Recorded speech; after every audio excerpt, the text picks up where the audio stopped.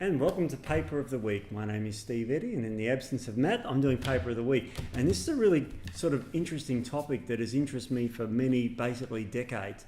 A million years ago, I was a chemist, and I loved the structure of chemicals and the bonds, carbon bonds, and organic chemistry and all that sort of stuff. And then I went on and studied naturopathy, did a bachelor in complementary medicine and a master's in health science. Now, during my master's, it was on specific macronutrient changes to improve cardiovascular health. And I began a PhD on cardiovascular health, so I love the heart. And this paper of the week is titled Saturated Fat, Part of a Healthy Diet. Because I remember the olden days when we used to say, no, saturated fats are bad, and that's the end of the debate. They're bad. Saturated fats, they're evil.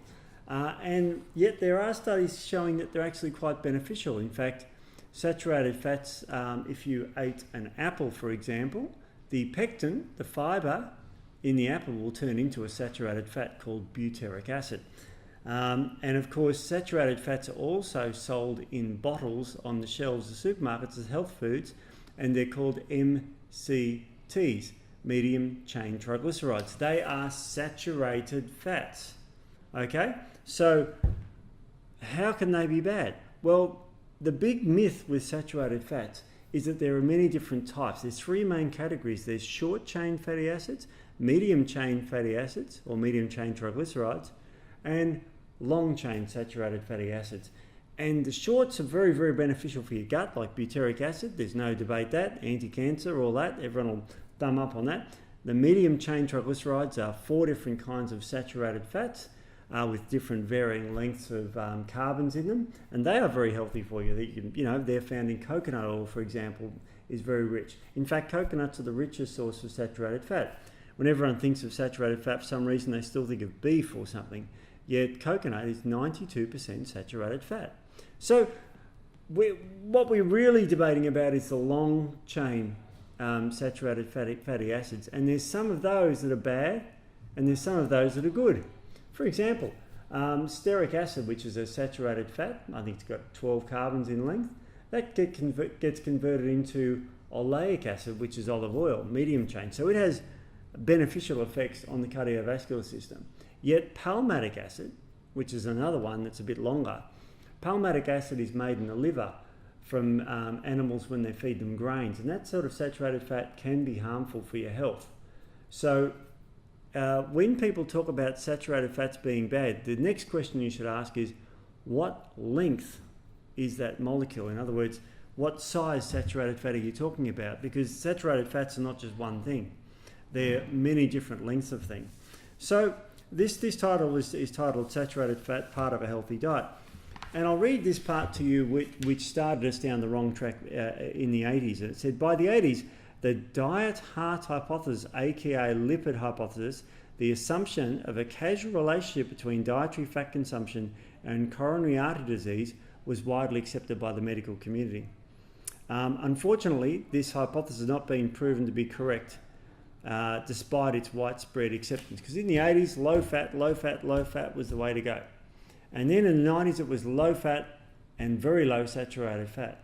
And now we've done a complete 180, and we're all back to having healthy serves of saturated fat. This paper goes through the conundrum about that, and it goes through the Surgeon General report in 1988, which says that you've got to really go low fat, because if you cut open a coronary artery of somebody's heart, you'll see there's fat in there. So what people assumed was that you ate fat and it deposited in your arteries, or it deposited on your gut, and that was it. That fat's it. But now we know is a vastly higher biochemical understanding.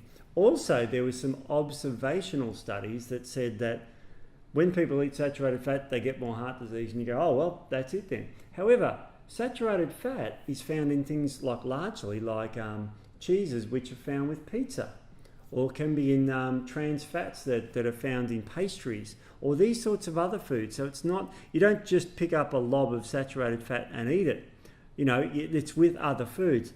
So the observational studies were a bit confused at the time. So now we have a much better understanding of what is the evidence. And we have lists of data in this paper that goes through all the studies. And basically saying, I'll read the first one here, a 2017 study. Now, this is after adequate controlling for confounders, in other words, variables. The available evidence from randomized controlled trials suggests that replacing saturated fats with omega-6s is unlikely to reduce heart disease or mortality. So it doesn't do a thing. Even on studies that show that when you got rid of saturated fat and the cholesterol went down, the death rate still remained the same. So what the data has been consistently saying in the last, say, decade is that the saturated fat hypothesis is more complex than what we realise. It's the length of saturated fat that's important. It's not that saturated fats are bad. So that's what this whole paper goes into, and it talks about the microbiome and all sorts of things. So it is very important that these papers be read by wider medical community, or you may be misled into saying that you've just got to cut saturated fat. And if you're going to cut saturated fat, you may as well throw away those medium chain triglycerides, which are saturated fat, coconut oil, which is mostly saturated fat, 92%, and all those other health things and you don't eat apples for goodness sake, because they form saturated fats in your gut. So the whole saturated fat thing is very confusing. So don't be misled by thinking that all saturated fats are bad. So that's what this paper's about. It was published in Gastroenterology quite recently, and so I urge everybody to read it and enjoy, and thank you for listening to Paper of the Week.